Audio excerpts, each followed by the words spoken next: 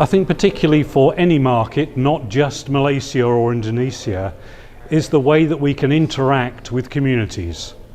If we don't interact with communities and show to communities the worth of having a data center in their midst, we have lost the plot. We will see community adversity, as we've seen in America.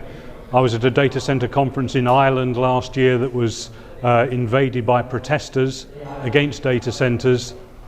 But the interesting thing is they may protest against data centers, but they're taking videos that they're going to upload to TikTok or YouTube, forgetting that they actually run in data centers. Data centers are reactive. They only react to the use that we as consumers make.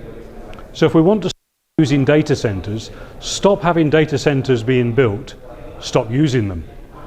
Take your smartphone away, stop looking at YouTube or TikTok or whatever, Facebook, then we'll stop the production of data centers. They're reactive to what we do. So we need to engage with the community. We need to think about sustainability. Sustainability seems to be a second thought in Asia at the moment, unlike Europe where it seems to be very much front and center.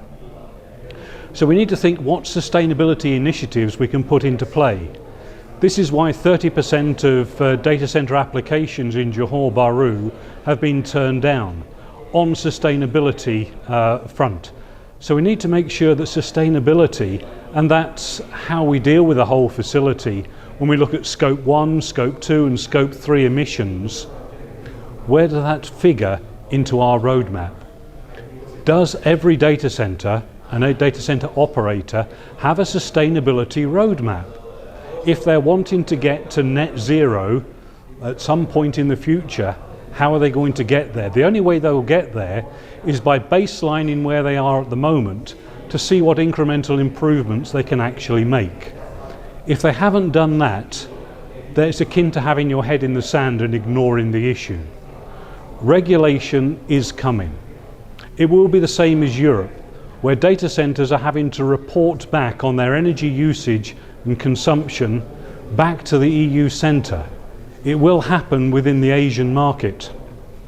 So we need to make sure that we are already prepared, because as data center owner operators are very bad at self-regulation, which is why governments have to step in and actually do something. So what we need to take away from this is, how do we engage with communities, and what sustainability efforts are we making to show that we are valuable and contributing members of the local community.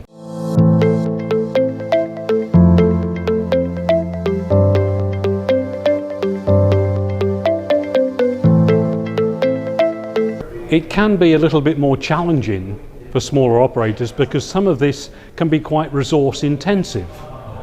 However, reach out.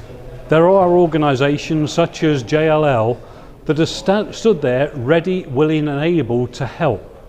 All you have to do is come and ask.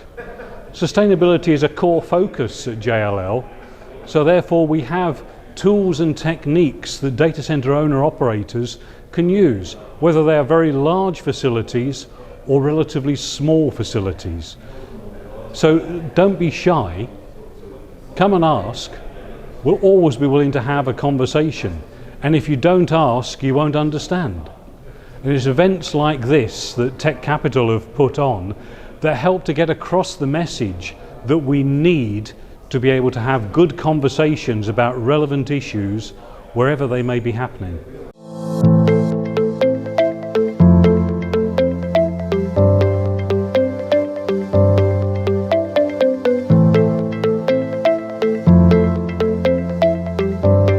Yes, there is. Training is one of them.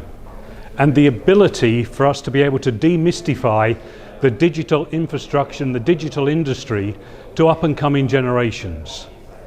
You go around the city like Jakarta and you see young people with their mobile phones, with their hand phones, Do they know where those services are running through? They think maybe it all operates on their handphone. It does not. It runs through a data center somewhere. We need to be able to demystify the industry so that people can understand what data centers are all about. We think because there are non-disclosure agreements, we can't talk about it.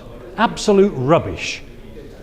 We can talk about it in general terms. No, we're not saying you need to spill the secret sauce of how your facility operates. But what you do need to do is be able to invite schools to come in and see what it's all about. Have tours of your facilities. These young people are your technicians of the future. Get them involved. Show them what your facility is about. Why would they join an industry they know nothing about? That's why, as part of the Nomad Futurist Foundation, I'm pleased to be able to make available training without cost to these people so they can see what the digital infrastructure industry is about. We have a Nomad Futurist Academy that has several pre-recorded training sessions for people to listen to and gain understanding in. At the moment in English only, but it will be available in other languages as time moves on. As we are a foundation, a charity if you like, a not-for-profit, there is no cost to people being able to be involved in this. So for people in the kampong, the villages, they can take part in this and upskill themselves to be a part of this digital industry. Why am I involved in it? Well, it's given me an income over the last 20 years. It's about giving back to the industry. In 20 years' time, I won't be stood here talking about data centers. If I am, you're very unfortunate. But we need to be able to bring other people on. Think about people that have been involved in mission critical environments, say coming out of the military. They have training. They know how to operate critical systems. They know how to follow instructions. What happens when they're being demobilized?